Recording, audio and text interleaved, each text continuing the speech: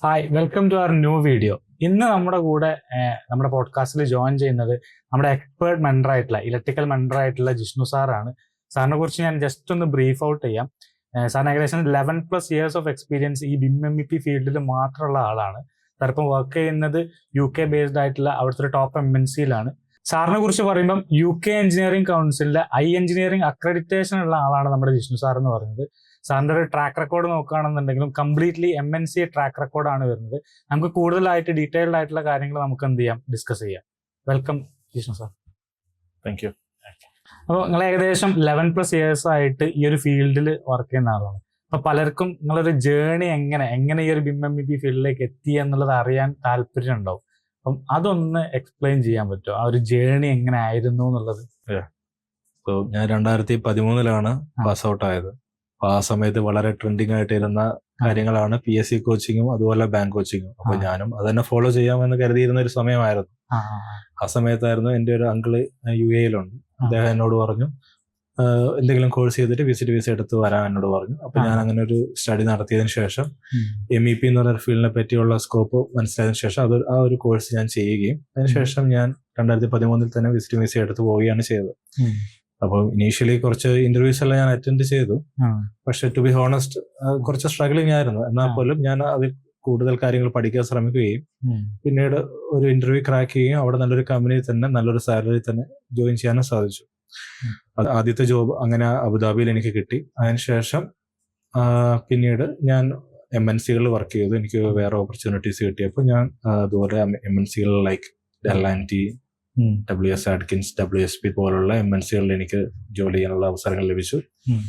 അതിനുശേഷം ഇപ്പം ഞാൻ UK-യിലാണ് വർക്ക് ചെയ്യുന്നത്. UK ഒരു യൂറോപ്യൻ പ്രോജക്ട്സ് ചെയ്ത് അതിനോടുള്ള താല്പര്യം കാരണം ഞാൻ UK-യിൽ ട്രൈ ചെയ്യുകയും ഇപ്പം UK-യിലെ ഒരു കമ്പനിയിൽ വർക്ക് ചെയ്യുകയും ചെയ്തു. ഇപ്പം ഫ്രഷ് ആയിട്ട് വരുന്ന ആൾക്കാരുടെ അടുത്ത് ഈ പറഞ്ഞ പോലെ നമ്മളൊരു ജോബ് ചൂസ് ചെയ്യുന്ന സമയത്ത് അല്ലെങ്കിൽ റോൾ ചൂസ് ചെയ്യുന്ന സമയത്ത് അതിനെ കുറിച്ച് നിങ്ങൾക്ക് എന്താ പറയാനുള്ളത്? സോ നിങ്ങൾ ഇപ്പം പാസ് ഔട്ട് ആവുന്നു, ആ സമയത്ത് നിങ്ങൾക്ക് എന്താണ് ചെയ്യേണ്ടത് എന്നുള്ള കാര്യത്തെ പറ്റി വ്യക്തമായ ധാരണ ഉണ്ടായിരിക്കില്ല. പക്ഷെ നിങ്ങളൊരു കോഴ്സ് സെലക്ട് ചെയ്യുമ്പോൾ അല്ലെങ്കിൽ ഒരു കരിയർ സെലക്ട് ചെയ്യുന്ന മുമ്പായിട്ട് ആ ഒരു കരിയറിൽ നിങ്ങൾ എത്തിക്കഴിഞ്ഞാൽ എന്താണ് ചെയ്യേണ്ടതെന്നുള്ളത് നിങ്ങൾ അറിഞ്ഞിരിക്കണം. അതിനുവേണ്ടി നമുക്കിപ്പോൾ ഒരുപാട് സോഴ്സസ് ഉണ്ട് അറിയാനായിട്ട്. നമുക്ക് ഒന്നെങ്കിലും ഓൺലൈൻ സോഴ്സസ് ഡിപ്പെൻഡ് ചെയ്യാം, അല്ലെങ്കിൽ ഏതെങ്കിലും കരിയർ ഗൈഡൻസ് നമുക്ക് പോകാം. അങ്ങനെ പല ഓപ്ഷൻസ് ഇപ്പോൾ ഉണ്ട്. പക്ഷെ നിങ്ങൾ എന്താ ചെയ്യേണ്ടതെന്ന് വെച്ച് കഴിഞ്ഞാൽ ഒരു ജോബ് നമ്മൾ കയറുന്നതിന് മുമ്പായിട്ട് എന്താണ് ചെയ്യേണ്ടത് എന്നുള്ള കാര്യങ്ങൾ വ്യക്തമായ ഒരു ധാരണ ഉണ്ടായിരിക്കണം. കാരണം നമ്മൾ ഒരു ജോബിന് ചേർന്നതിന് ശേഷം പിന്നീട് നിങ്ങൾക്ക് സ്യൂട്ടബിൾ അല്ല എന്ന് തോന്നുകയും പിന്നീട് സ്വിച്ച് ചെയ്യുകയും ചെയ്യുമ്പോൾ നിങ്ങളുടെ അത്രയും നാളത്തെ എക്സ്പീരിയൻസ് വേസ്റ്റ് ആവുകയാണ്. നിങ്ങൾ വീണ്ടും ഫ്രഷറായിട്ട് വർക്ക് ചെയ്യേണ്ട ഒരു അവസ്ഥ വരും. അപ്പോൾ അത് നിങ്ങളുടെ ഒരു ഗ്രോത്തിനെ വല്ലാതെ അങ്ങ് ബാധിക്കും. സോ നിങ്ങൾ ആദ്യം ഒരു ജോബ് കയറുന്നതിന് മുമ്പ് തന്നെ അതിനെപ്പറ്റി നന്നായിട്ട് സ്റ്റഡി ചെയ്ത് ആ ഒരു ജോബിന് നിങ്ങൾ ഉദ്ദേശിക്കുന്ന ഒരു ഗ്രോത്ത് പൊട്ടൻഷ്യലും അതുപോലെ ഒരു നിങ്ങൾക്ക് ജോബ് സാറ്റിസ്ഫാക്ഷനും എല്ലാം കിട്ടുന്നുണ്ടോ എന്നുള്ള കാര്യം നിങ്ങൾ വിലയിരുത്തിയതിനു ശേഷം ഒരു ജോബിന് ട്രൈ ചെയ്യാന്നുള്ളതാണ് എനിക്ക് തരാനുള്ള ഒരു അഡ്വൈസ്. സത്യം പറഞ്ഞു കഴിഞ്ഞാൽ എനിക്ക് BIM-MEP ഫീൽഡിനെ കുറിച്ചോ അല്ലെങ്കിൽ MEP-നെ കുറിച്ചോ കോളേജിൽ പഠിക്കുന്നവർക്ക് എനിക്ക് ഒരു ഐഡിയ ഉണ്ടായിരുന്നില്ല. പക്ഷെ നിങ്ങൾ എങ്ങനെ ആ ഒരു ഫീൽഡിലേക്ക് എത്തി, ആ ഒരു BIM-MEP എന്നുള്ള ആ ഒരു ഇൻഡസ്ട്രി എങ്ങനെ ഫൈൻഡ് ഔട്ട് ചെയ്തു, അതിലേക്ക് എങ്ങനെ എത്തിപ്പെട്ടത്? ഞാൻ പറഞ്ഞ പോലെ ഞാൻ കുറച്ച് UAE-യിലോട്ട് പോകുന്നതിന് മുമ്പായിട്ട് കുറച്ച് സ്റ്റഡി നടത്തി. ആ സമയത്ത് എൻ്റെ കുറച്ച് ബ്രദേഴ്സ് ഒക്കെ വർക്ക് ചെയ്യുന്നുണ്ടായിരുന്നു ഈ ഒരു ഫീൽഡിൽ. അപ്പൊ അവരും എന്നോട് പറഞ്ഞു MEP നല്ല സ്കോപ്പുള്ള ജോബാണ്. ആ സമയത്ത് എന്താണ് MEP എന്നുള്ളതിനെ പറ്റി വ്യക്തമായ ധാരണയൊന്നും എനിക്കില്ലായിരുന്നു. കുറച്ച് കാര്യങ്ങൾ പഠിക്കുകയും അതിനുശേഷം ആ ഒരു കോഴ്സ് ഞാൻ എടുക്കുകയും ചെയ്തപ്പം എന്തൊക്കെയാണ് നമ്മൾ ചെയ്യേണ്ടതെന്ന് എനിക്ക് മനസ്സിലായി. അപ്പം ആ ഒരു കോഴ്സ് ചെയ്തപ്പോൾ എന്തൊക്കെയാണ് നമ്മൾ പഠിക്കേണ്ടതെന്നുള്ള കാര്യം മനസ്സിലായി. അപ്പൊ അത് കേട്ട് കഴിഞ്ഞപ്പോൾ അല്ലെങ്കിൽ ആ ഒരു കോഴ്സ് ചെയ്തപ്പോൾ എനിക്ക് കുറച്ച് ഇൻട്രസ്റ്റിംഗ് ആയിട്ട് തോന്നുകയും എന്നെ കൊണ്ട് പറ്റും എന്നുള്ള കാര്യം എനിക്ക് തോന്നി. ബിടെക്കിനെ പഠിച്ച പോലെ അത്ര ഡിഫിക്കൽട്ട് അല്ല ഈ കാര്യങ്ങളൊന്നും. വളരെ ഈസി ആയിട്ട് കുറച്ച് നമ്മളൊന്ന് ഇൻട്രസ്റ്റ് എടുത്ത് പഠിച്ചു കഴിഞ്ഞാൽ നമ്മളെ കൊണ്ട് ചെയ്യാൻ പറ്റുന്ന ഒരു കാര്യമാണെന്ന് മനസ്സിലാവുകയും ചെയ്തു. അതുകൊണ്ടാണ് ഞാൻ ഈ ഒരു ഫീൽഡിലോട്ട് വരാൻ കാരണം. ഇപ്പോഴും ഞാൻ സാറ്റിസ്ഫൈഡ് ആണ്. എടുത്ത ഒരു ശരിയായ തീരുമാനമാണെന്ന് വിശ്വസിക്കുന്നു. പലരും എന്താ വെച്ച് കഴിഞ്ഞാൽ ഇപ്പൊ BTech ഭയങ്കര ഹാർഡാണല്ലോ. അപ്പം ആ രീതിയിൽ ഇങ്ങനെ ചോദിക്കാറുണ്ട്. ഇപ്പം MEP അല്ലെങ്കിൽ BIM-MEP എന്ന് പറഞ്ഞത് BTech അത്രയും ഹാർഡാണോ അല്ലെങ്കിൽ നമുക്കൊണ്ട് പഠിക്കാൻ പറ്റുമോ? അപ്പം നമ്മളിവിടെ വരുന്ന മെജോറിറ്റി ആൾക്കാരും കോളേജിൽ പ്ലേസ്മെന്റ് കിട്ടാത്ത ആൾക്കാർ, അല്ലെങ്കിൽ ചിലപ്പോൾ ഒരു നെഗറ്റീവായിട്ട് പറയില്ല, ചിലപ്പോൾ ബാക്ക് പേപ്പർ ഒക്കെ ഉണ്ടാവും. അപ്പം അവർക്ക് ഈ എക്സാം എഴുതിയെടുക്കാൻ ആ ഒരു ടൈം ഗ്യാപ്പ് വരും. അപ്പോഴായിരിക്കും ഇവർ ഇങ്ങനെ കുറിച്ചുള്ള കാര്യങ്ങളൊക്കെ അന്വേഷിക്കുന്നത്. അങ്ങനെ അറിഞ്ഞിട്ടാണ് പലരും വരുന്നത്. അപ്പൊ അങ്ങനെ വരുന്ന സമയത്ത് അവർക്കൊരു ഈ ഒരു കൺഫ്യൂഷൻ ഉണ്ടാവും, ഇത് എന്നെ കൊണ്ട് പറ്റുമല്ലേ എന്നുള്ളത്. അപ്പം അതെന്താണ് നമുക്ക് അവരുടെ അടുത്ത് ഒരു പ്രോപ്പറായിട്ട് നമുക്ക് ഒന്ന് പറഞ്ഞു കൊടുക്കാൻ പറ്റുന്നത് എങ്ങനെയായിരിക്കും, എന്തായിരിക്കും എന്നുള്ളൊരു. ഇപ്പം ബിടെക്കിന് നമ്മൾ പഠിക്കാത്ത കാര്യങ്ങളൊന്നുമില്ല, ഒരുപാട് കാര്യങ്ങൾ ആവശ്യമുള്ളതും ആവശ്യമില്ലാത്ത ഒരുപാട് കാര്യങ്ങൾ നമ്മൾ പഠിക്കുന്നുണ്ട്. അപ്പൊ അത്രയും ഒരു ബുദ്ധിമുട്ടുള്ള കാര്യമൊന്നുമല്ല നമ്മൾ ഈ ഫീൽഡിൽ ചെയ്യുന്നത്. ഇപ്പം നമ്മൾ പഠിക്കുന്ന ഡെറിവേഷനുകളോ അല്ലെങ്കിൽ ഫോർമുലകളോ ഒന്നും അറിഞ്ഞിരിക്കേണ്ട കാര്യമില്ല. വളരെ സിമ്പിൾ ആയിട്ടുള്ള കുറച്ച് കാര്യങ്ങൾ മാത്രം അറിഞ്ഞിരുന്നാൽ മാത്രം മതി. പക്ഷെ ചെയ്യുന്ന കാര്യങ്ങൾ നമ്മൾ കുറച്ചും കൂടെ ഡീറ്റെയിൽ ആയിട്ട് നമ്മൾ ചെയ്ത് പ്രാക്ടീസ് ചെയ്ത് നമ്മൾ ചെയ്യണം എന്നുള്ളതേ ഉള്ളൂ ഇതിൻ്റെ അകത്തൊരു കാര്യം. അല്ലാതെ നമ്മൾ ഒരുപാട് തിയററ്റിക്കലായിട്ട് അറിഞ്ഞിരിക്കേണ്ട കാര്യങ്ങളോ ഒന്നുമില്ല. നമ്മൾ ചെയ്ത് നമ്മൾ പഠിക്കുന്ന കാര്യങ്ങളാണിത്. എന്താണ്, എവിടെയാണ് സ്യൂട്ടബിൾ ആവുന്നുള്ള കാര്യങ്ങൾ അറിഞ്ഞ് ചെയ്യുക എന്നുള്ളതാണ്. അപ്പം അത് നമുക്ക് ഒരു കോഴ്സ് ചെയ്യുന്നതോടുകൂടിയും അതോടൊപ്പം കുറച്ച് എക്സ്പീരിയൻസ് കിട്ടുമ്പോഴും നമ്മളത് തന്നെ മനസ്സിലാക്കി എടുക്കുന്നതാണ്. അതുപോലെ ഒരു വലിയൊരു ബുദ്ധിമുട്ടുള്ളൊരു കാര്യമല്ല. ഓക്കെ. ആക്ച്വലി ഈ ഒരു ഫീൽഡിന്റെ പൊട്ടൻഷ്യൽ പലർക്കും അറിയില്ല എന്നുള്ളതാണ്. ഇപ്പം ഞാൻ കോളേജിൽ പഠിക്കുന്ന സമയത്താണ് എനിക്കും അറിയുണ്ടായിരുന്നില്ല. പക്ഷെ നിങ്ങളെ സംബന്ധിച്ചിടത്തോളം ജിഷ്ണു സാർ ഏകദേശം 11+ years ഓഫ് എക്സ്പീരിയൻസ് ഉണ്ട് ഈ ഫീൽഡിൽ മാത്രമായിട്ട്. അപ്പം ആ ഒരു എക്സ്പീരിയൻസിന്റെ ബേസിൽ എന്താണ് പറയാനുള്ളത് ആക്ച്വലി? ഇപ്പം നമ്മുടെ ഈ ഒരു MEP ഫീൽഡിൽ ഇമൻസ് പൊട്ടൻഷ്യലാണ് ഇപ്പോൾ ഉള്ളത്. ഇപ്പം ബിൽഡിംഗ് കൺസ്ട്രക്ഷൻസ് ഉള്ളിടത്തോളം കാലം നമുക്ക് ഈ ഒരു ഫീൽഡിന് സ്കോപ്പ് ഉണ്ടായിരിക്കും. അപ്പോൾ പലതരം ബിൽഡിങ്സ് ആണ് വരുന്നത്. ഒന്നെങ്കിൽ ചിലപ്പം ഒരു റെയിൽവേ സ്റ്റേഷൻ ആവാം, അല്ലെങ്കിൽ ഒരു ഹോസ്പിറ്റൽ ആവാം, അല്ലെങ്കിൽ ഒരു ഡാറ്റാ സെന്റർ ആകാം. അങ്ങനെ ഒരു തരത്തിൽ അല്ലെങ്കിൽ വേറൊരു തരത്തിൽ ബിൽഡിങ്സ് നമ്മൾ കൺസ്ട്രക്ട് ചെയ്തുകൊണ്ടേയിരിക്കും. അതോടൊപ്പം തന്നെ നമ്മുടെ ആവശ്യങ്ങളും കൂടുന്നതനുസരിച്ച് നമുക്ക് അപ്പാർട്ട്മെന്റ്സ് വേണ്ടി വരും താമസിക്കാനായിട്ട്. അപ്പൊ ആ ഒരു അക്കോമഡേഷൻ ബിൽഡിങ്സിന്റെ ആവശ്യങ്ങൾ വരും.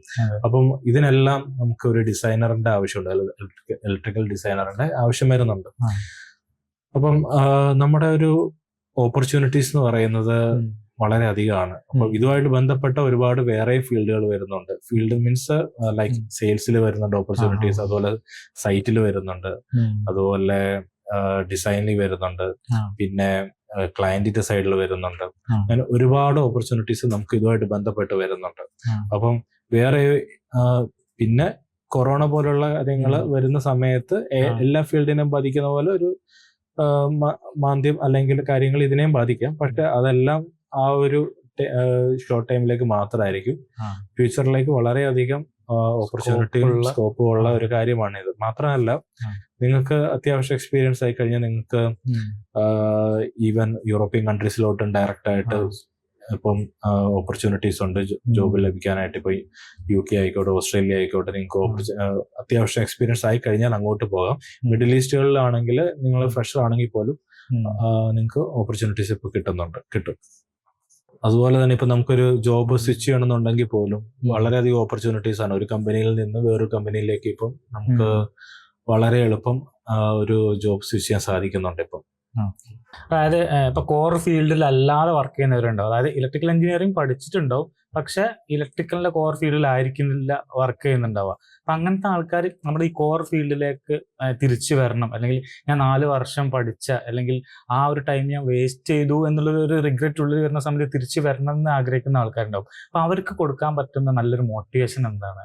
സോ നമ്മൾ ഒരു 4 years ബിടെക് നമ്മുടെ കോർ ഫീൽഡിൽ പഠിക്കുന്നു. അതിനുശേഷം ചിലര് MTech പഠിക്കുന്നു. ഇതെല്ലാം കഴിഞ്ഞിട്ട് പിന്നീട് ITO അല്ലെങ്കിൽ അതുപോലുള്ള വേറെ ഒരു ബന്ധമില്ലാത്ത ഫീൽഡുകളിൽ വർക്ക് ചെയ്യുന്ന ആൾക്കാരാണ്. അപ്പം അതിനുശേഷം അവർക്ക് അതിനോട് ഒരു സാറ്റിസ്ഫാക്ഷൻ തോന്നാതെ വരികയും പിന്നീട് ഇതിലോട്ട് വരണം തോന്നുകയും ചെയ്യുന്നവരുണ്ട്. നിങ്ങൾക്ക് ഒരുപാട് ഓപ്പർച്യൂണിറ്റീസ് ഇപ്പോൾ ഈ ഒരു ഫീൽഡിലുണ്ട്, നമ്മുടെ കോർ ഫീൽഡിൽ തന്നെ ഉണ്ട്. അതുപോലെ തന്നെ ജോബ് സാറ്റിസ്ഫാക്ഷനും കരിയർ ഗ്രോത്തും എല്ലാം കിട്ടുന്ന ഒരു ഫീൽഡായിട്ട് മാറിയിരിക്കുകയാണ് ഇത്. അപ്പം ഇത്രയും ലേറ്റ് ആവുന്നതിന് മുമ്പ് നിങ്ങൾക്ക് സ്വിച്ച് ചെയ്യാൻ പറ്റുകയാണെങ്കിൽ അത് വളരെ നല്ലൊരു കാര്യമാണ്. നിങ്ങൾക്ക് ഇഷ്ടമുള്ള ഒരു ഫീൽഡിൽ തന്നെ അങ്ങനെ വർക്ക് ചെയ്യാൻ സാധിക്കും. അപ്പൊ ഇതിന് ഇന്ന ടൈം എന്നുണ്ടോ? അതായത് ഇപ്പം ഇത്ര വർഷം ഗ്യാപ്പ് ഉണ്ടെങ്കിൽ അല്ലെങ്കിൽ ഇത്ര വർഷം കഴിഞ്ഞാൽ പിന്നെ ഈ ഫീൽഡിലേക്ക് വരാൻ പറ്റില്ല, അല്ലെങ്കിൽ ഇത്ര വർഷത്തിന്റെ ഉള്ളിൽ വരണം എന്ന് അങ്ങനെ എന്തെങ്കിലും ഉണ്ടോ? അങ്ങനെ ഒരു ഇതില്ല. എന്നാൽ പോലും ഒരു 2-3 വർഷം വരെ എല്ലാം വേറെ ജോബ് ചെയ്ത ആൾക്കാർ കോർ ഫീൽഡിലോട്ട് വന്ന് ഞാൻ കണ്ടിട്ടുണ്ട്. അപ്പം പിന്നെ എന്തുകൊണ്ടാന്ന് വെച്ച് കഴിഞ്ഞാൽ നിങ്ങൾ ഒരു 5-6 വർഷം ഒരു IT-ലോ വേറെ ഏതോ ഫീൽഡിലോ വർക്ക് ചെയ്ത് കഴിഞ്ഞാൽ പിന്നീട് നിങ്ങൾ ഈ ഒരു ഫീൽഡിൽ വരുമ്പോൾ വീണ്ടും ഫ്രഷർ ആവുകയാണ്. അതാണ് ഞാൻ നേരത്തെ പറഞ്ഞത്, നിങ്ങളൊരു കരിയർ സെലക്ട് ചെയ്യുന്നതിന് മുമ്പായിട്ട് അതിനെപ്പറ്റി വ്യക്തമായിട്ട് പഠിച്ചിട്ട് ചെയ്യുക എന്നുള്ളത്. നിങ്ങൾക്ക് താല്പര്യമുണ്ടോ ഇല്ലയോ എന്ന് മനസ്സിലാക്കി ചെയ്യണം. അതല്ലാന്നുണ്ടെങ്കിൽ വീണ്ടും നിങ്ങൾ ഫ്രഷറായിട്ട് മാറുകയാണ്. അപ്പം 2-3 വർഷത്തെ ഒരു ജോബാണ് നിങ്ങൾ വേറൊരു ഫീൽഡ് ചെയ്തെങ്കിലും അത് കാര്യമായിട്ട് നമ്മളെ ബാധിക്കുന്നില്ല. വീണ്ടും ഇവിടെ വന്ന് നമ്മളൊരു ഗ്രാജുവേറ്റ് ആയിട്ടാണ് ജോയിൻ ചെയ്യുന്നതെങ്കിലും അല്ലെങ്കിൽ ഒരു അസിസ്റ്റന്റ് ആയിട്ട് വർക്ക് ചെയ്യുന്നുണ്ടെങ്കിൽ ആ ഒരു 2-3 ഇയേഴ്സ് നമ്മളെ ബാധിക്കുന്നില്ല. അപ്പം എൻ്റെ ഒരു അഡ്വൈസ് അനുസരിച്ച് ഒരു 3 to 4 ഇയേഴ്സിനകം തന്നെ നിങ്ങൾ ഈ ഒരു കോർ ഫീൽഡ് വർക്ക് ചെയ്യണം താല്പര്യം ഉണ്ടെന്നുണ്ടെങ്കിൽ വരുന്നതായിരിക്കും നിങ്ങളുടെ കരിയർ ഗ്രോത്തിന് നല്ലത്. കാരണം അല്ലെങ്കിൽ അത്രയും വർഷങ്ങൾ നിങ്ങൾക്ക് അവിടെ വേസ്റ്റ് ആവുകയാണ്. ഒരു 2 to 3 ഇയേഴ്സ് ആണെന്നുണ്ടെങ്കിലും നമ്മൾ ഫ്രഷറായിട്ട് തന്നെ ജോയിൻ ചെയ്യാതെ നമുക്ക് അത്യാവശ്യം നമ്മുടെ സ്കില്ല് ഇമ്പ്രൂവ് ചെയ്തിട്ട് ആ ഒരു എക്സ്പീരിയൻസ് ലെവലിലേക്ക് നമ്മളെ സ്കില്ല് ഡെവലപ്പ് ചെയ്ത് കൊണ്ടുവന്ന് കഴിഞ്ഞാൽ ആ ഒരു എക്സ്പീരിയൻസ് കാണിച്ചുകൊണ്ട് നമുക്ക് കയറാൻ പറ്റുന്ന ഒരു ഓപ്പർച്യൂണിറ്റി ഉണ്ടാവുമോ? എങ്ങനെയാണ്? ഉണ്ട്. നിങ്ങൾക്ക് ഒബിയസ്ലി നിങ്ങൾക്ക് സീനിയർ എഞ്ചിനീയർ എന്നുള്ള ലെവലിലൊന്നും കയറാൻ പറ്റില്ല. എന്നാൽ പോലും ഒരു അസിസ്റ്റന്റ് എഞ്ചിനീയർ അല്ലെങ്കിൽ ഒരു ഡിസൈൻ എഞ്ചിനീയർ എന്ന ലെവലിൽ നിങ്ങൾക്ക് ട്രൈ ചെയ്യാവുന്നതാണ്, ലഭിക്കാവുന്നതാണ് ജോബ്സ്. നിങ്ങൾക്ക് അത്യാവശ്യം വേണ്ട സ്കിൽ സെറ്റ്സും ഒരു ഇന്റർവ്യൂവിന് പെർഫോം ചെയ്യാൻ സാധിക്കുന്നുണ്ടെങ്കിൽ ഉറപ്പായിട്ട് നിങ്ങൾക്ക് ലഭിക്കുന്നതാണ്. ഏതൊരു കമ്പനിയും ആക്ച്വലി നോക്കുന്നത് ആ സ്കില്ല് തന്നെ ആയിരിക്കില്ല, അല്ലാതെ എക്സ്പീരിയൻസ് മാത്രമായിരിക്കോ അല്ലെങ്കിൽ ഒരു ബാക്ക്ഗ്രൗണ്ട് എഡ്യൂക്കേഷൻ ക്വാളിഫിക്കേഷൻ മാത്രമാണോ? എന്തായിരിക്കും അതിന്റെ ഒരു ക്രൈറ്റീരിയ വരുന്നുണ്ടാവുക? ഏറ്റവും ഇമ്പോർട്ടൻ്റ് ആയിട്ടുള്ളത് സ്കിൽ സെറ്റ് തന്നെയാണ്. നിങ്ങൾ ഇന്റർവ്യൂവിൽ ഫേസ് ചെയ്യുന്ന സമയത്ത് അവർക്ക് നിങ്ങളുടെ മേലൊരു കോൺഫിഡൻസ് പറഞ്ഞു നിങ്ങൾക്ക് കാര്യങ്ങൾ അറിയാം അല്ലെങ്കിൽ പഠിച്ചെടുക്കാൻ സാധിക്കും എന്നുള്ളൊരു കോൺഫിഡൻസ് അവർ വന്നു കഴിഞ്ഞാൽ ഉറപ്പായിട്ട് നിങ്ങളെ അവർ സെലക്ട് ചെയ്യും. ഇപ്പോൾ ഓൾറെഡി ഈ ഒരു ഇലക്ട്രിക്കൽ BIM-MEP ഫീൽഡിൽ വർക്ക് ചെയ്യുന്ന ആൾക്കാരുടെ അടുത്ത് നിങ്ങൾക്ക് എന്താണ് പറയാനുള്ളത്? ലൈക്ക് ഇപ്പം അവർ ഒരു പെർട്ടിക്കുലർ ടൈം പീരീഡ് കഴിഞ്ഞാൽ ചിലപ്പോൾ ജോബ് സ്വിച്ച് ചെയ്യുന്നവരുണ്ടാവും, ചിലപ്പോൾ സാലറി ഹൈക്ക് നോക്കുന്നവരുണ്ടാവും, ചിലപ്പം പുതിയ കാര്യങ്ങൾ അപ്സ്കിൽ ചെയ്ത് പഠിക്കേണ്ട കേസുകളൊക്കെ വരുന്നുണ്ട്. അപ്പം ഈ ഒരു കേസിലുള്ള ആൾക്കാരുടെ അടുത്ത് എന്താണ് പറയാനുള്ളത്? ആക്ച്വലി അപ്സ്കില്ലിംഗ് എന്ന് പറയുന്നത് വളരെ ഇമ്പോർട്ടൻ്റ് ആയിട്ടുള്ള കാര്യമാണ്. നമ്മളിപ്പം വർഷങ്ങൾ കഴിയും തോറും പുതിയ പുതിയ സോഫ്റ്റ്വെയർസ് വരും. നമ്മൾ അതെല്ലാം അതിനനുസരിച്ച് പഠിച്ചെങ്കിൽ മാത്രമേ അത് ഏത് ജോബാണെങ്കിൽ പോലും നമുക്ക് ആ ഒരു ഫീൽഡിൽ നിൽക്കാൻ സാധിക്കത്തുള്ളൂ. അപ്പം ഇപ്പൊ നിലവിൽ ഏതൊക്കെ സോഫ്റ്റ്വെയർസ് ആണ് അറിഞ്ഞിരിക്കേണ്ടത് എന്നുള്ളത് നിങ്ങൾ പഠിക്കുകയാണെന്നുണ്ടെങ്കിൽ നിങ്ങൾ വേറൊരു ജോബിനെ ട്രൈ ചെയ്യുന്ന സമയത്ത് ഉറപ്പായിട്ടും നിങ്ങളെ അത് ഹെൽപ്പ് ചെയ്യുന്നതാണ്. അതുപോലെ ഇപ്പൊ പണ്ടാണെങ്കിൽ ഓട്ടോക്യാഡ് ആണ് കൂടുതൽ യൂസ് ചെയ്തുകൊണ്ടിരുന്നത്, ഇപ്പൊ റെവിറ്റ് ആണ്. അപ്പം നിങ്ങൾക്ക് റെവിറ്റും കൂടെ അറിയാമെന്ന് പറയുമ്പോൾ നിങ്ങൾ വേറൊരു ജോബിനെ ട്രൈ ചെയ്യുന്ന സമയത്ത് അത് ഉറപ്പായിട്ട് നിങ്ങളെ അത് ഹെൽപ്പ് ചെയ്യുന്നതാണ്. അതുപോലെ തന്നെ ഇപ്പം ഇലക്ട്രിക്കൽ ഫീൽഡിൽ തന്നെ പല അനുബന്ധമായിട്ടുള്ള ജോലികൾ ലൈക്ക് സൈറ്റിൽ സൂപ്പർവൈസറായിട്ടോ അല്ലെങ്കിൽ QC-ലോ അല്ലെങ്കിൽ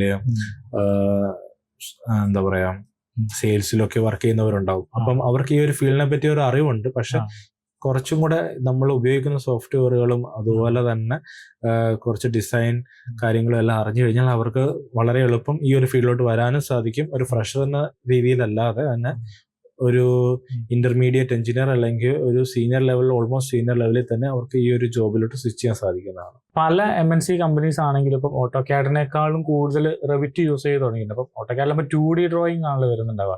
അപ്പം 3 ഡയമെൻഷനലായിട്ട്, അതായത് ആക്ച്വലി എങ്ങനെയാണോ ഒരു ബിൽഡിംഗ് ഉണ്ടാവുക ആ രീതിയിലാണല്ലോ നമ്മൾ റെവിറ്റിൽ നമുക്ക് കാണാൻ പറ്റുക. അപ്പം എത്രത്തോളം UK-ലൊക്കെ ആവുന്ന സമയത്ത് എത്രത്തോളം ഈ ഒരു റെവിറ്റിലേക്ക് മാറിയിട്ടുണ്ട്, എത്രത്തോളം അഡ്വാൻസ്ഡ് ആയിട്ടുണ്ട് എന്നുള്ളത് അറിയാൻ ഞങ്ങൾക്കൊരു ക്യൂരിയോസിറ്റി ഉണ്ട്. അപ്പം അതിനെ കുറിച്ചൊന്നൊരു ഐഡിയ തരികയാണെങ്കിൽ എല്ലാവർക്കും ഒരു ഹെൽപ്പ് ആവുമായിരുന്നു. ഓക്കെ, ഇപ്പൊ UK അല്ലെങ്കിൽ യൂറോപ്യൻ കൺട്രീസ് മാത്രമല്ല, മിഡിൽ ഈസ്റ്റിലാണെങ്കിൽ പോലും ഇപ്പോൾ ഓൾമോസ്റ്റ് മിക്ക പ്രോജക്റ്റുകളും BIM റെവിറ്റിലോട്ട് മാറിക്കഴിഞ്ഞിരിക്കുകയാണ്. റെവിറ്റ് അല്ലെങ്കിൽ അതുപോലുള്ള 3D സോഫ്റ്റ്വെയർസ്, എക്കോസിം പോലുള്ള സോഫ്റ്റ്വെയറുകളുണ്ട്.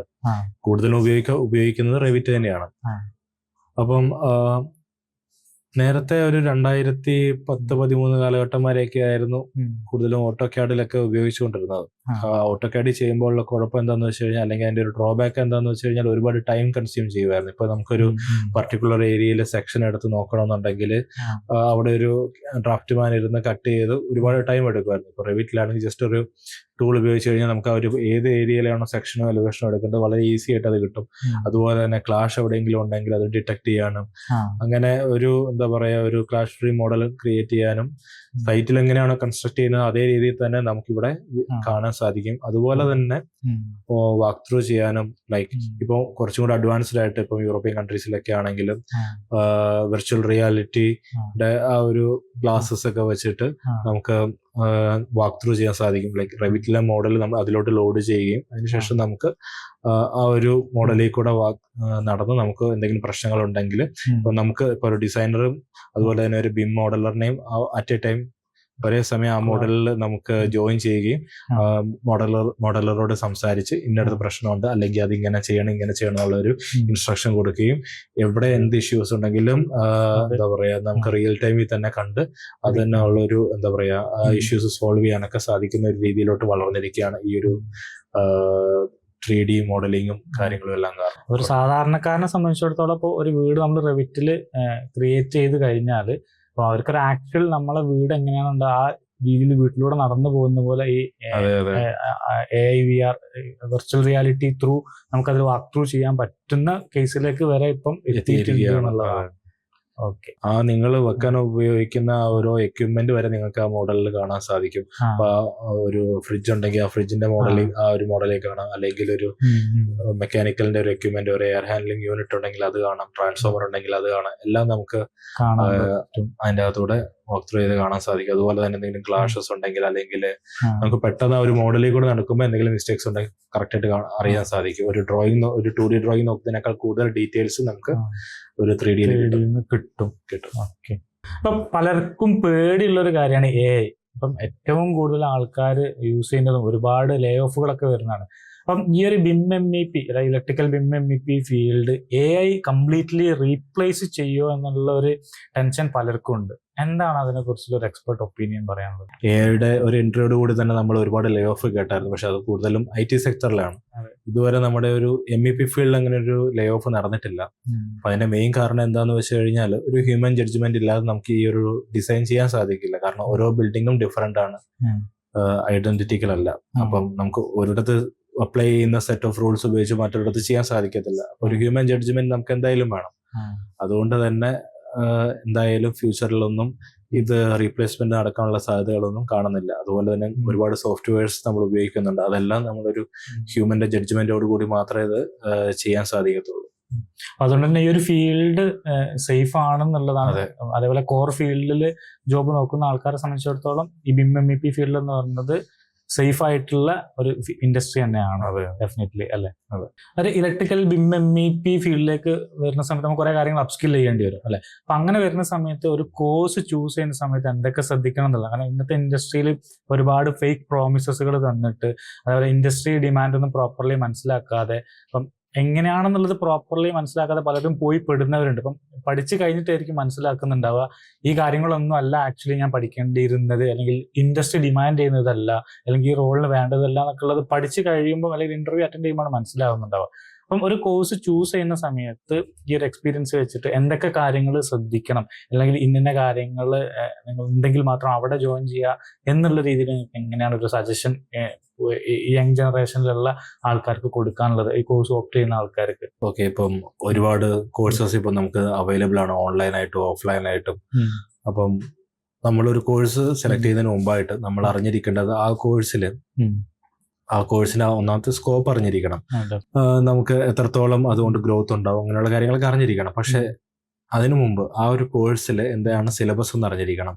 ആ സിലബസിൽ പറഞ്ഞിരിക്കുന്ന കാര്യങ്ങളൊക്കെ നമ്മൾ ആക്ച്വലി റിക്വയർഡ് ആയിട്ടുള്ള കാര്യങ്ങളാണോ, അത് ജസ്റ്റ് തിയറി മാത്രമാണോ, അത് നമുക്ക് ആ ഒരു പ്രൊഫൈലിൽ വരുമ്പോൾ ഉപയോഗപ്പെടുന്ന കാര്യങ്ങളാണോ എന്ന് അറിഞ്ഞിരിക്കണം. അതിനുവേണ്ടി ചെയ്യാൻ പറ്റുന്ന കാര്യങ്ങൾ എന്താണെന്ന് വെച്ച് കഴിഞ്ഞാൽ നമ്മളൊരു ജോബ് പോർട്ടൽ ലൈക്ക് നൗക്കറിയോ അല്ലെങ്കിൽ അതുപോലുള്ള ഇൻഡീഡ് പോലുള്ള സൈറ്റുകളിലെല്ലാം പോയതിനു ശേഷം ആ സിലബസിലുള്ള കാര്യങ്ങളൊക്കെ തന്നെ അതിൽ പറയുന്നുണ്ടോ, ആ ഒരു പർട്ടിക്കുലർ പ്രൊഫൈലിലുണ്ടോ എന്ന് ചെക്ക് ചെയ്യുക.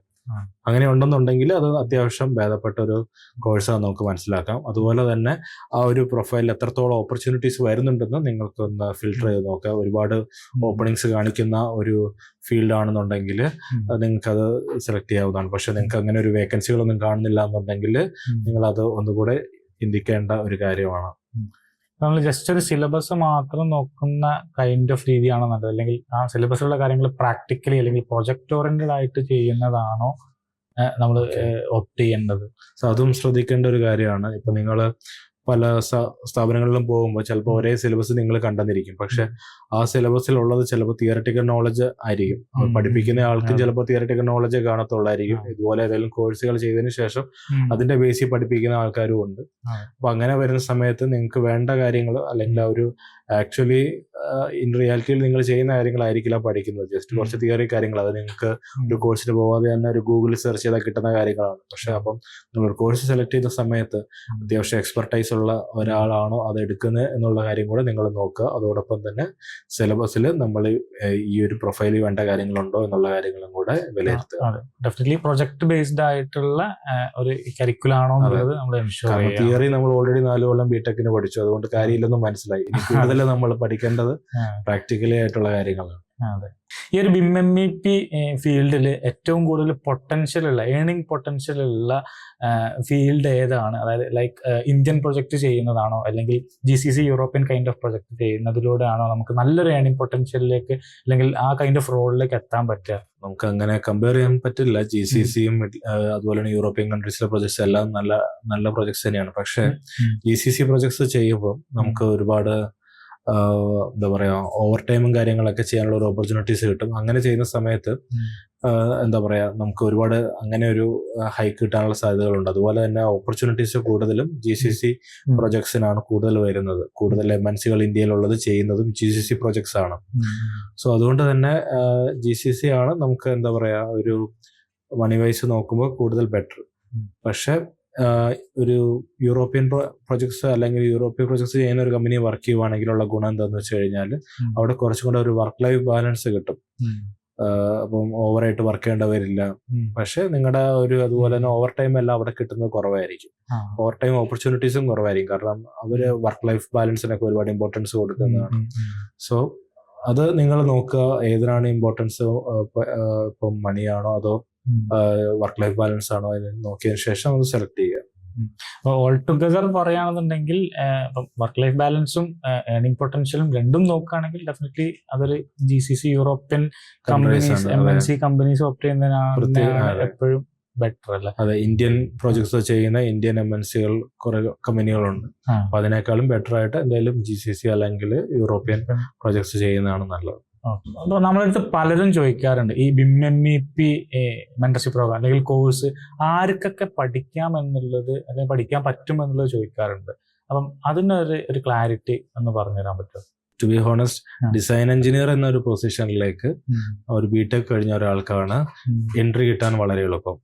പക്ഷെ ITIയോ അല്ലെങ്കിൽ ഡിപ്ലോമയോ കഴിഞ്ഞ ആൾക്കാർക്കാണെങ്കിൽ പോലും നമുക്ക് എന്താ പറയുക ഒരു BIM എഞ്ചിനീയർ എന്ന രീതിയിൽ അല്ലെങ്കിൽ ഒരു BIM ഡിസൈനർ എന്ന രീതിയിൽ ജോബ് ഓപ്പർച്യൂണിറ്റീസ് ഉണ്ട്. പക്ഷെ ഒരു ഡിസൈൻ എഞ്ചിനീയർ എന്ന ലെവലിൽ കിട്ടണമെന്നുണ്ടെങ്കിൽ BTech ഉള്ളവർക്കാണ് കൂടുതൽ പ്രയോറിറ്റി കിട്ടുക. നിങ്ങൾക്ക് ഇനിയിപ്പോൾ ഒരുപാട് എക്സ്പീരിയൻസ്, ഇപ്പം ഡിപ്ലോമയാണ് ചെയ്തത്, പക്ഷെ ഈ ഒരു ജോബിൽ നിങ്ങൾക്ക് എക്സ്പീരിയൻസ് ഒക്കെ ആയി കഴിയുമ്പോൾ ഒരുപക്ഷെ ആ ഒരു കമ്പനിയിൽ പ്രൊമോഷൻ കിട്ടി ഡിസൈൻ എഞ്ചിനീയർ ഒക്കെ ആവാനുള്ള സാധ്യതകളുണ്ട്. അതല്ല എന്നുണ്ടെങ്കിൽ അതോടൊപ്പം തന്നെ നിങ്ങൾക്ക് BTech പാർട്ട് ടൈം ആയിട്ട് എടുക്കാൻ പറ്റുവാണെങ്കിൽ അങ്ങനെയും നിങ്ങൾക്ക് കരിയർ ഗ്രോത്ത് ഉണ്ടാവുന്നതാണ്. ഡിപ്ലോമ പഠിച്ച ആൾക്കാർ ഈ പറഞ്ഞ പോലെ മോഡൽ കോഴ്സിൽ ആയിരിക്കും കയറുന്നുണ്ടാവും. പാരലലി BTechഉം കൂടെ എടുക്കുകയാണെന്നുണ്ടെങ്കിൽ അവർക്ക് സ്വിച്ച് ചെയ്യാനാണെങ്കിലും നെക്സ്റ്റ് ലെവലിലേക്ക് പോകാനാണെങ്കിലും ഭയങ്കര ഈസി ആയിട്ട് പറ്റും എന്നുള്ളതാണല്ലോ. ഓക്കെ, ഒരു ഫ്രഷറിനെ സംബന്ധിച്ചിടത്തോളം BIM-MEP ഫീൽഡിൽ എത്ര സാലറി എക്സ്പെക്ട് ചെയ്യാൻ പറ്റും, അല്ലെ എത്ര മുതൽ, അല്ല ഒരു റേഞ്ച് ഓഫ് സാലറി എങ്ങനെയായിരിക്കും എന്നുള്ളത് ഒന്നൊരു പിക്ചർ തരാൻ പറ്റുമോ? നിലവിൽ ഇപ്പൊ MNCകളിലൊക്കെ ഒരു 40,000 to 50,000 ഒരു ഗ്രാജുവേറ്റ് എഞ്ചിനീയർക്ക് കൊടുക്കുന്നുണ്ട്. പക്ഷെ അത് മറ്റ് അലവൻസുകൾക്ക് പുറമെയാണ്. ലൈക്ക് അവർക്ക് ഹെൽത്ത് ഇൻഷുറൻസ് കിട്ടുന്നുണ്ട്, അല്ലെങ്കിൽ അതുപോലെയുള്ള വേറെ പല അലവൻസുകളും കിട്ടുന്നുണ്ട്. അതിന് പുറമെയാണ് ഈ പറയുന്ന സാലറി കിട്ടുന്നത്.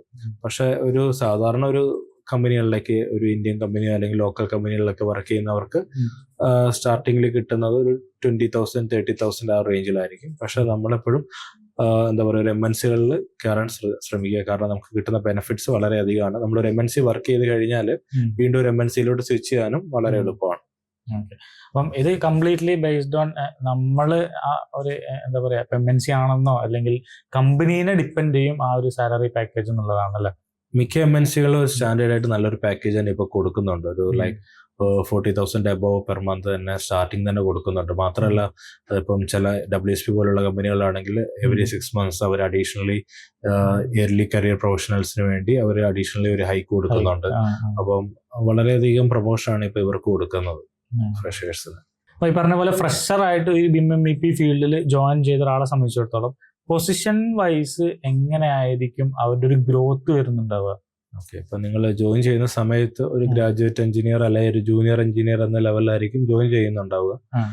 പിന്നെ ഒരു 1.5 വർഷം 2 വർഷം കഴിയുമ്പോഴേക്കും അത് ഒരു അസിസ്റ്റന്റ് എഞ്ചിനീയർ ആവുകയും പിന്നെ ഒരു വർഷം നന്നായിട്ട് പെർഫോം ചെയ്ത് കഴിഞ്ഞാൽ 1 വർഷത്തിനകം തന്നെ ഡിസൈൻ എഞ്ചിനീയർ ആവുകയും പിന്നീട് 1-2 വർഷം കൊണ്ട് സീനിയർ എഞ്ചിനീയർ ആവുകയും അതിനുശേഷം പ്രിൻസിപ്പൽ എഞ്ചിനീയർ, പിന്നെ ടീം ലീഡർ, ആ ഒരു ലെവലിലേക്കാണ് പിന്നെ ഗ്രോത്ത് വരുന്നത്, ടെക്നിക്കൽ ലീഡ്. ഇപ്പോൾ ഒരു അത്യാവശ്യം ഒരു 10 വർഷം കൊണ്ട് തന്നെ നമ്മളൊരു നല്ലൊരു ലെവലിലെത്താൻ സാധിക്കും ഈ ഒരു ഫീൽഡിൽ. ഇപ്പൊ എന്റെ അടുത്താണെങ്കിലും നിങ്ങളുടെ അടുത്താണെങ്കിലും പലരും ചോദിക്കുന്നുണ്ടാവും എങ്ങനെ ഒരു UK കമ്പനിയിൽ കിട്ടാം. ഇതെല്ലാരും ചോദിക്കുന്ന ഒരു ചോദ്യമാണ്. പെട്ടെന്ന് നല്ല കമ്പനി കിട്ടണമെന്ന് ചോദിക്കാറുണ്ട്.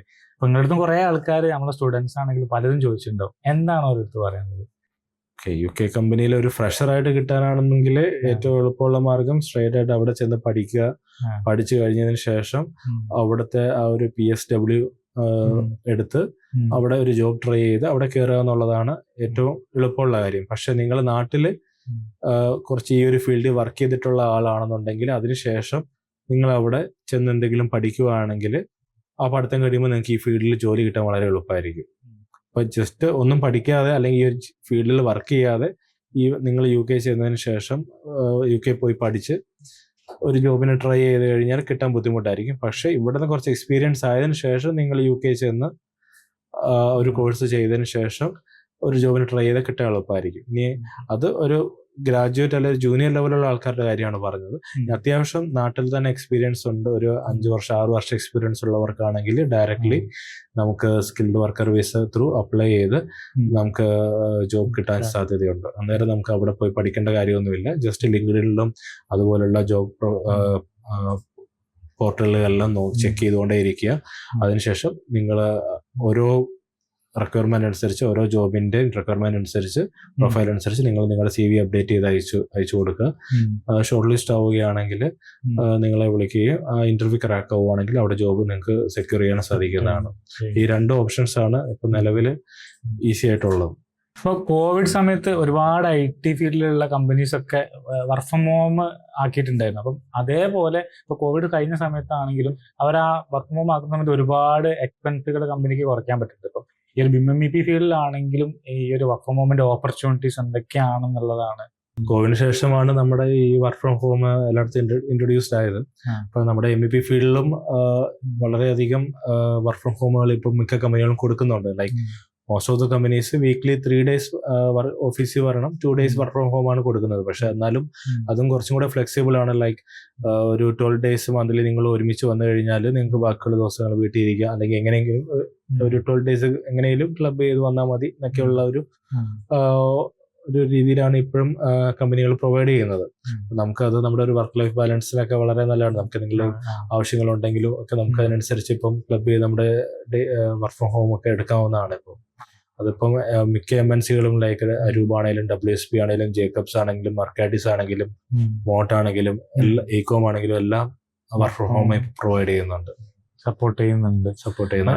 കോവിഡിന് ശേഷം ഇത്തരം വർഷങ്ങൾക്ക് ശേഷമാണെങ്കിൽ പോലും അവര് അതിപ്പോ ചെയ്യുന്നുണ്ട്.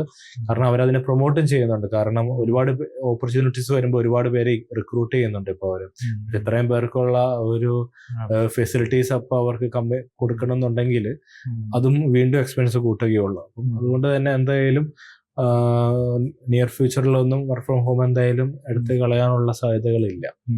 അപ്പൊ അതുകൊണ്ട് തന്നെയാണെന്ന് തോന്നുന്നില്ലേ ഇപ്പൊ ഗ്ലോബലിലുള്ള ഒട്ടുമിക്ക MNCസും വർക്ക് ഫ്രം ഹോം കൊടുത്ത് ഇന്ത്യയിൽ ആൾക്കാരെ ഹയർ ചെയ്യുന്നതും ഇവിടുത്തെ നല്ല കാൻഡിഡേറ്റ്സിനെ എടുക്കുന്നതും ഇതുകൊണ്ട് തന്നെ ആയിരിക്കുമല്ലോ. അപ്പൊ അതുകൊണ്ട് തന്നെ ഇവിടെയും ഓപ്പർച്യൂണിറ്റീസ് ഭയങ്കര കൂടുതലും തന്നെയാണല്ലേ. അതെ, ഇത് കൂടാതെ തന്നെ ഇപ്പം ചില കമ്പനി ഈത്തോസ് പോലുള്ള കമ്പനികൾ ഇപ്പം എന്താ അവർക്ക് ഇവിടെ ഓഫീസ് ഇല്ല എന്നാൽ പോലും ഇവിടുന്ന് ഹയർ ചെയ്ത് ഡയറക്റ്റ് പുറത്തുള്ള പ്രോജക്ട്സ് അവർ ചെയ്യിക്കുന്നുണ്ട്. അവിടുത്തെ തന്നെ നല്ലൊരു പാക്കേജ് അവിടുത്തെ പാക്കേജ് വെച്ചും കൊടുക്കുന്നുമുണ്ട്. അപ്പൊ ഇനിയും കൂടുതൽ കമ്പനികളൊക്കെ അങ്ങനെ വരാനുള്ള സാധ്യതകളും ഉണ്ട്. അതെ, അവരെപ്പോഴും നല്ല കാൻഡിഡേറ്റ്സിനെ അവർ ഓപ്റ്റ് ചെയ്യാൻ വേണ്ടിയിട്ട് ഈ ഒരു സംഭവം ട്രൈ ചെയ്ത് സക്സസ്ഫുള്ളി റൺ ചെയ്തത് കൊണ്ട് തന്നെ അവർക്ക് അതിലൊരു ട്രസ്റ്റും ഉണ്ട് എന്നുള്ളത് തന്നെ. അതെ, വർക്ക് ഫ്രം ഹോം കൊടുത്തത് കൊണ്ട് അവർക്ക് അങ്ങനെ ഒരു എന്താ പറയാ ഒരു പ്രൊജക്ട്സിലോ അല്ലെങ്കിൽ ഒരു കാര്യങ്ങളിലോ അങ്ങനെ ഒരു ഡ്രോബാക്ക് ഉണ്ടായിട്ടില്ല ഇതുവരെ. അതുകൊണ്ട് തന്നെ അവരതിനെ പ്രൊമോട്ട് ചെയ്യുന്നുണ്ട് ഇപ്പോഴും. അപ്പോൾ നമ്മൾ ഒരുപാട് കാര്യങ്ങൾ നമ്മുടെ ജിഷ്ണു സാറിൻ്റെ അടുത്ത് നിന്ന് നമുക്ക് കിട്ടി. ഇനിയും നമ്മൾ ഇതേപോലെ പോഡ്കാസ്റ്റുകൾ കണ്ടക്ട് ചെയ്യുന്നുണ്ട്. അപ്പം നിങ്ങൾ ഈ പോഡ്കാസ്റ്റ് കംപ്ലീറ്റ്ലി കണ്ടിട്ടുണ്ടെങ്കിൽ ഇതുപോലെ ഈ ഒരു ഫീൽഡിലേക്ക് നോക്കുന്ന ആൾക്കാർക്ക് എന്ത് ചെയ്തൊന്ന് ഷെയർ ചെയ്ത് കൊടുക്കുക. നെക്സ്റ്റ് ഒരു വീഡിയോയിൽ നെക്സ്റ്റ് നമ്മുടെ ഒരു എക്സ്പേർട്ടായിട്ട് നമ്മൾ വരും. അതുവരേക്കും ഗുഡ് ബൈ, താങ്ക് യു.